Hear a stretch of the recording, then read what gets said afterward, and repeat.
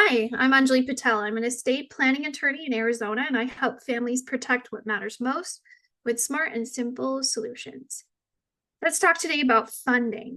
What does it mean and why does it matter?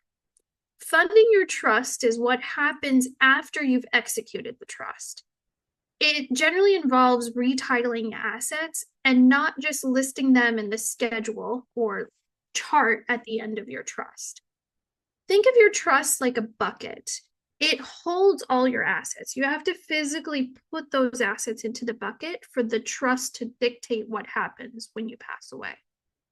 Some common assets that a lot of people need to fund are one, real estate. So the house that you live in, any rental properties you own, we would fund the trust by retitling those assets into the trust after the trust is formed.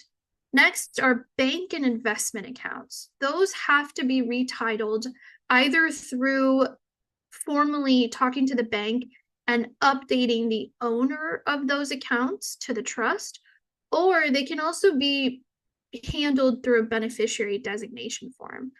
Each situation is different, so it makes sense to talk to your trust attorney about which one is the right move in that case for your asset. Let's also talk about business interests. Generally, they're not automatically owned by the trust. We need to have an assignment document that assigns them over to the trust and deals with what happens if you pass away. Finally, vehicles. This is another popular one. Here in Arizona, you could do a title change or you can do a beneficiary designation form. That's my favorite way to move vehicles into the trust or not move vehicles into the trust, but still avoid probate for that asset. Let's talk about why.